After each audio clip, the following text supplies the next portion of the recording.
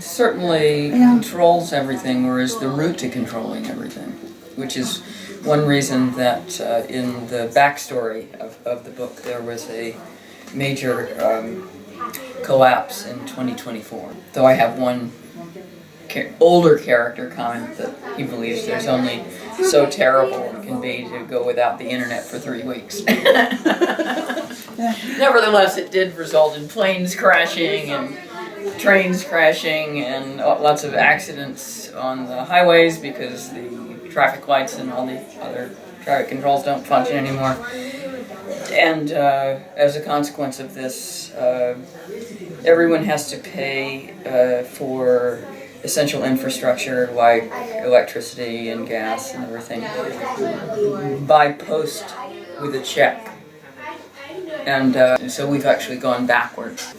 And that's, that's by way of my observing that we have rather lazily and unthinkingly slid into a situation where we're utterly dependent, in the most primitive sense, on the internet functioning. And I find that forbidding. And that makes a good segue into the financial situation, because we're also utterly dependent on some very complex financial shenanigans to work properly, and they become ever more complex and even worse, ever more interdependent. And so I'm mistrustful of these mechanisms, and I think we should all be post-2008, and that was certainly one of the main inspirations for this novel. I think that a lot of people are under the misapprehension that we went through this terrible trial by fire and came out the other side, and now we're fine. My view is more that we came very close to total international fiscal collapse and the systems on which we depend for money to function. And they're building up again, the most pronounced of which is debt. And that's sovereign debt, government debt, as well as private debt. I'm raising the question, since it does seem to only go up. Is that real money? Is that money ever going to be paid back? So, what triggers the financial collapse of the United States in my novel? The dollar plummets. It's immediately replaced by a new international currency called the Bancor, which is an invention of John Maynard Keynes.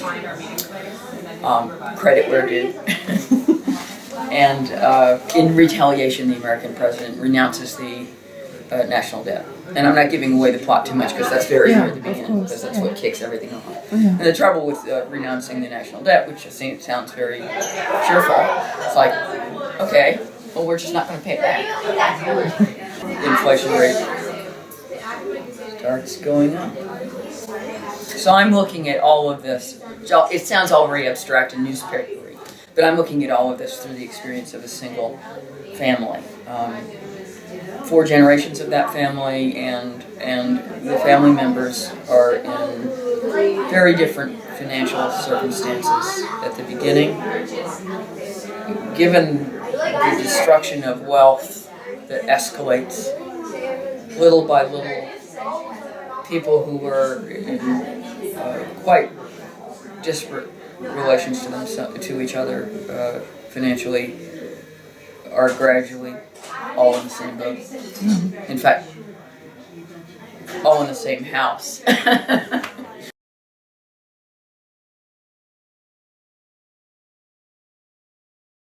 Of course. But in fact, there's a passage much quoted by this point in the book, which explains that novels set in the future are always about what we fear in the present. They're not about the future at all. And that's your author's mea culpa. It's like, look, reader, we know that this is about now. It's not really about the future. Although it is, now keeps moving. Yeah. And the time keeps closing. So, 2029 is very nearby.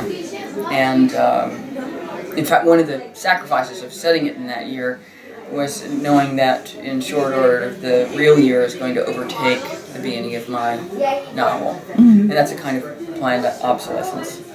I could live with that, partly because not very many novels survive beyond their publication anyway. So, if I'm going to be cynical, but. Beyond that, I mean, we have examples like 1984 and 2001: A Space Odyssey, and we're still reading them. In fact, 1984 hit the bestseller list in the New York Times only about a month ago. Now that's weird. So the key being that the dystopian novel and the near future novel is not obliged to be predictive. It simply has to hold together in its own terms. It has to be a good story. It has to have a point that resonates beyond an immediate point in time. And that's true of any book, really. Most novels are set at a particular point in time, especially in the realistic tradition. But we continue to read them because they are speaking to issues larger than that moment.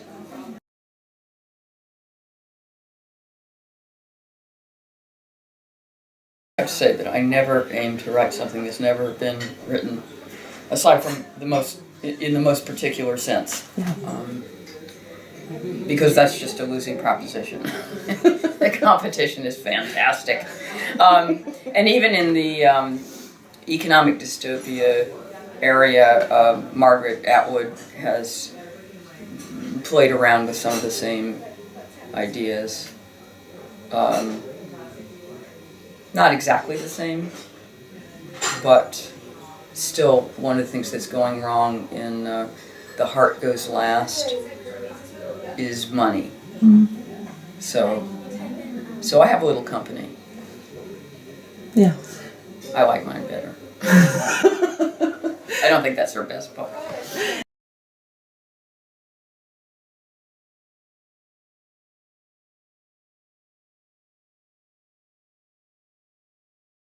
Yes, having fun. Absolutely. Yeah. I've never thought that literature should be grueling. And if it's edifying, then it should be along the way as a side thing. Primarily, people read fiction to be entertained, to be engaged. They read it for story. They want to know what happens next. They want to care about the characters, even if they hate them. And if they also learn something, then that's a little plus, and that's nice. And there is some economics in this book. I tried to make it as accessible as possible, in the spirit of, look what I found out, this is so weird. So it's just a form of sharing. And but I don't want it to be hard to read or a burden. And, I never try to write novels that are difficult to understand, difficult to read. I'm not criticizing anybody who chooses to do that and present a challenge to the reader. It's a different approach, but it's not my approach. It's just not what I like reading, especially as I get older and lazier.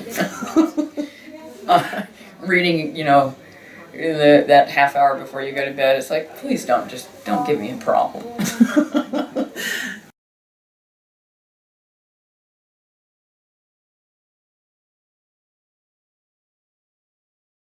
Yeah, a little bit. Yeah. I mean, I'm aware of some of the traditions within the dystopian novel, one of which is the road novel. The premier example of which is The Road by Cormac McCarthy. And in fact, there's one point in the book between the two sections. There's one that starts in 2029 and another that starts in 2047. But there is a journey that my characters take, and I do not choose to drag you through it. And it's partly an acknowledgement that this dystopian road novel thing is an established genre in itself, and let's just not repeat that. And the other reason I do that is that there is another journey that my characters would take, and let's not do it twice. Let's save it for when we really need it. So.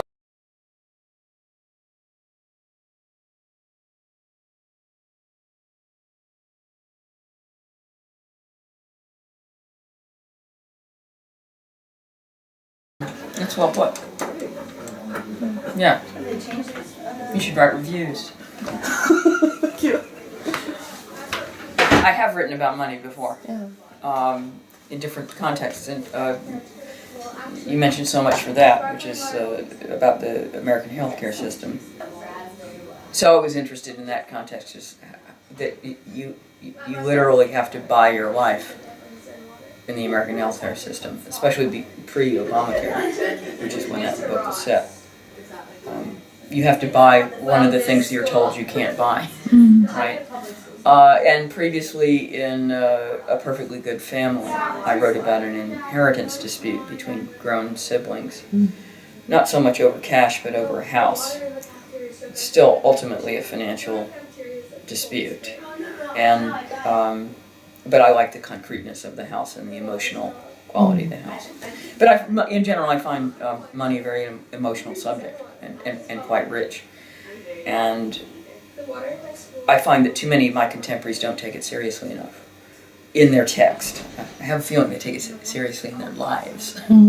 But I really don't like coming across school teachers in fiction who live in adorable cottages in expensive areas. I mean, please. You know, I take my characters' finances seriously because, after all, our financial circumstances control a lot of our decisions. And I think that's an important element to know about a character. Of course it's a metaphor. That's one of the things that's interesting about it, because it's not worth anything itself, ironically. Yeah. It's worth nothing. It has to be converted into something else.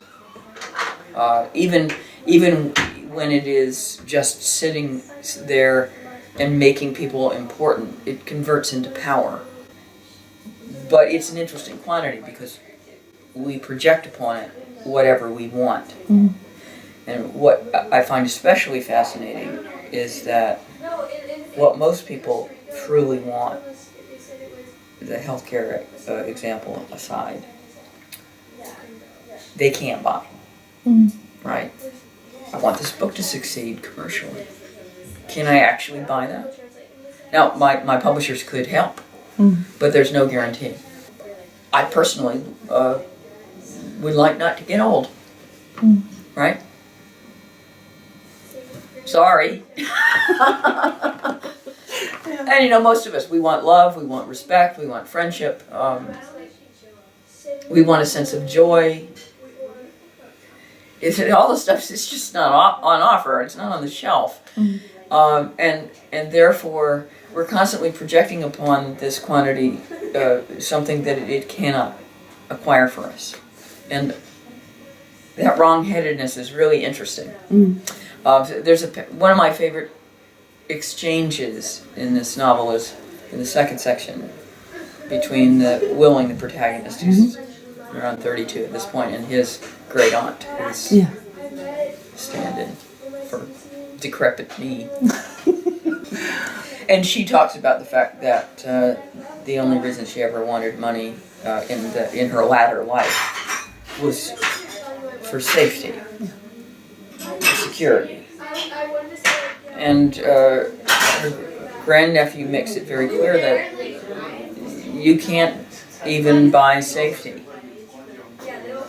And they've just been through this huge economic tumult, which makes it very clear that even money isn't safe. So that's not on offer. And then he goes through all the other things that she might want that she can't buy. So that at the end of the day, money is almost useless to her. In fact, one of the only things that's left that money can buy is generosity.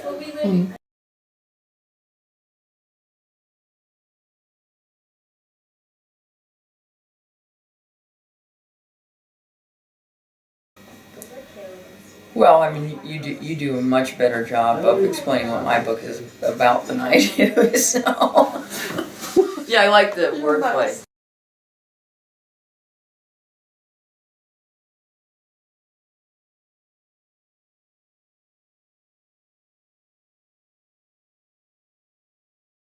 Well, that's just true. I mean, to understand something, it has to be in context. I mean, I named the Stone Age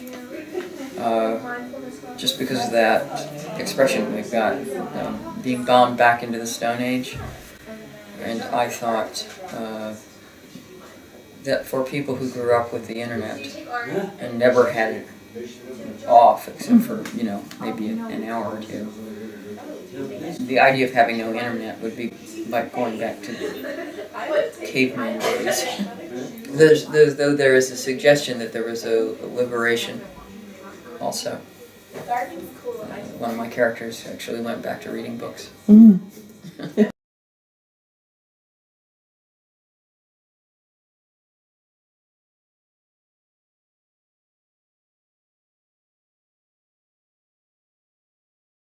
Well, Nevada has a very interesting history. Yeah. It's always been a maverick state.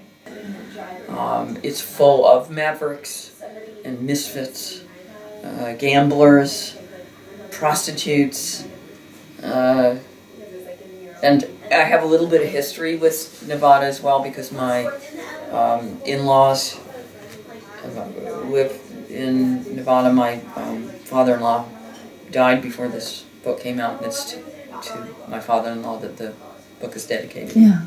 But really anti-authoritarian and anti-government, and that's the kind of person who goes to Nevada.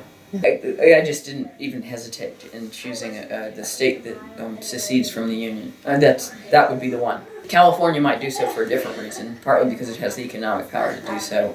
It was fun. There is as you noted, a utopia at the end.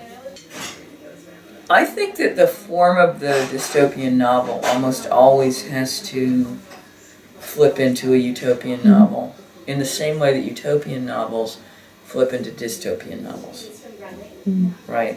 Things don't run perfectly for long. And even at the very, very, very end on the last page, there's a little indication that even Nevada is not going to be perfect forever. I think one of the things that's nice about the form of the dystopian novel is that it usually ends on an upbeat note. There's a sense of promise and hope.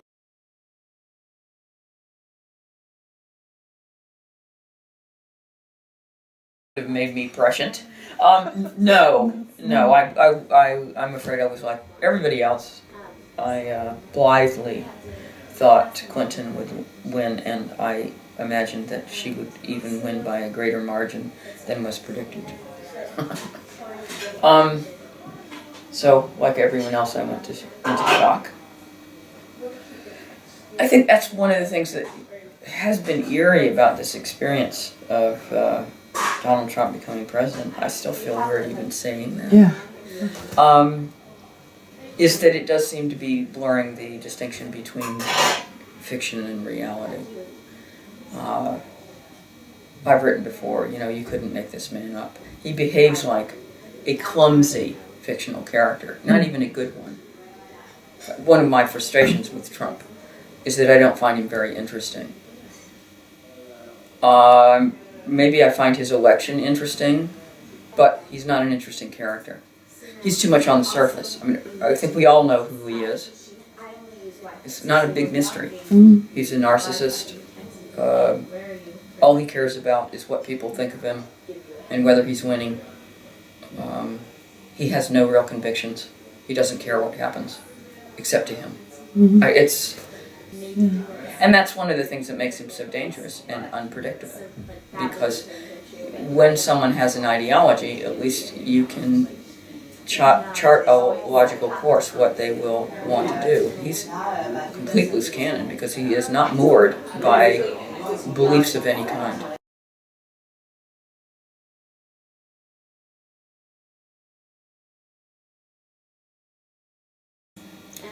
I guess there's some connections. I mean, the president in my novel is not incompetent. His biggest problem is having inherited an enormous debt that he did not create, and it is not his fault. And whereas, well, Trump is incompetent and could get us into terrible trouble just by accident because he doesn't know what he's doing. In general, I'm far more worried about incompetence and stupidity than I am about deliberate malice and conspiracy. So I could see that some of his incoherent economic policies would add to the national debt, or just for the financial markets to realize this guy is dangerous, anything could happen. So yeah, I mean, some of this stuff could easily come to pass much sooner than 2029. And on the other hand, maybe we'll muddle through. I mean, I hope so.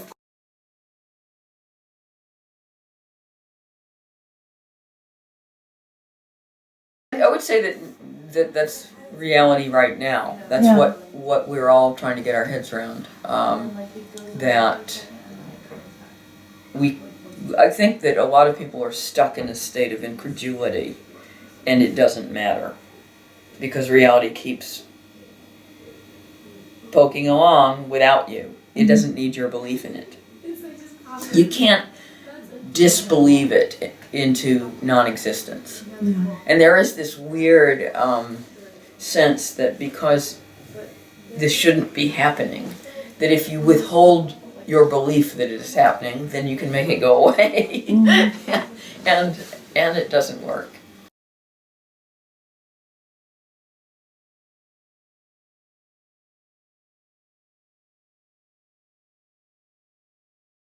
Yes. That's also ironic. Yes, that's my young protagonist. Yeah. Who's observing that it's time for his aunt to give up her cartons of copies of her own novels to burn for fuel and boil water for pasta because they're more valuable than as something to read. And he's saying that this isn't a time for novels, that we're in a novel. You know, that we might want to read later, but for now, whatever is happening is far more interesting than anything we could make up. Again, I come back to the current moment. There's that sense, right? Yeah, of course. That the newspaper exceeds anything that you could put between the covers of a novel. I like the little ironic reference to the fact that we're in a novel, and of course he's in a novel, and that's meant to be.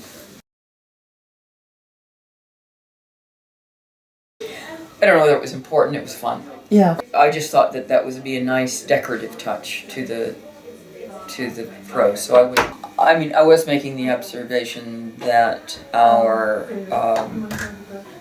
colloquial argot continues to transform. Yeah. And I thought that it had been just long enough that a few more expressions might have come on the scene.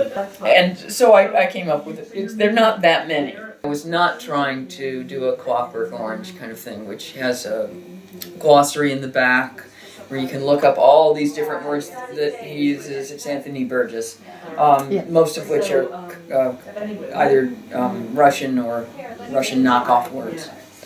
And there's a challenge to reading that text. Once you get the hang of it, it's kind of fun, but it does take an effort. And I don't require that kind of effort. I figure it's not very far from now. I try to use them just often enough that you can infer from the context what they mean, but not so often that it becomes repetitive or tedious. Inventing these little bits of slang was a whole lot of fun, but I was surprised at how hard it was. And that it just turns out that practically anything that sounds like English that you can pronounce, somebody has invented already. So every time I'd come up with a word that sounded cool and I'd never heard before. I put it into urbandictionary.com, and somebody else had come up with it already, and it had 5 different definitions. It was so discouraging. So, I mean, that was interesting in and of itself, how much people have already made up. That isn't, they're not in, these words are not in standard dictionaries, they haven't made it Oxford or anything, but they're out there. So I came up with, you know, like a jerk is a boomer poop, with obvious derivation. And I came up with a second set of expressions for the 2047, because obviously we've had another generation to invent stuff. And a lot of that terminology is more pointed. If you're talking bullshit, you're talking treasury. And of course that's a reference to the betrayal of the U.S. Treasury. Just you know, it was fun. Little touches.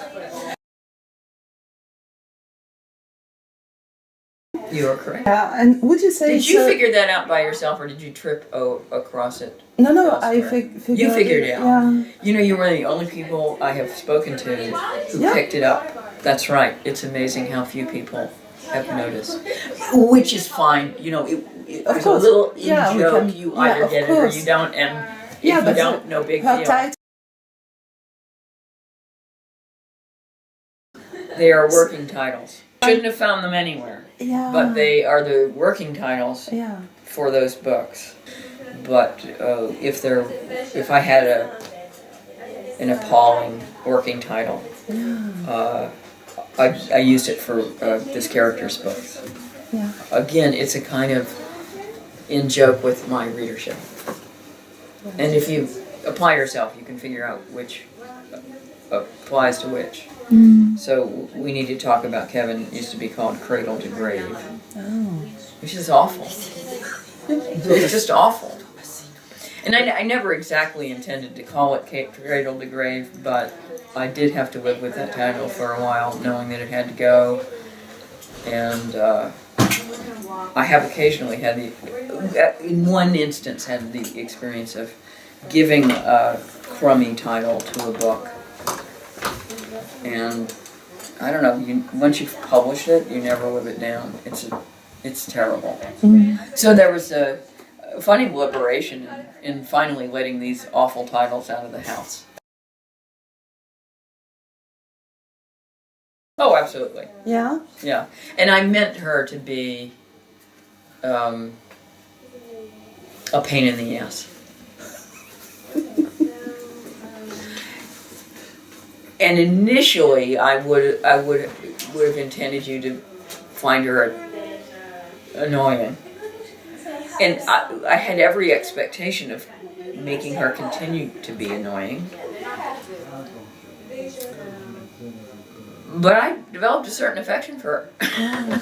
It's funny, I have an image of her which is outside of myself. I think that's just what happens with characters, so that she was intended to be a somewhat distorted version of myself, but little by little she seemed to evolve into an independent entity.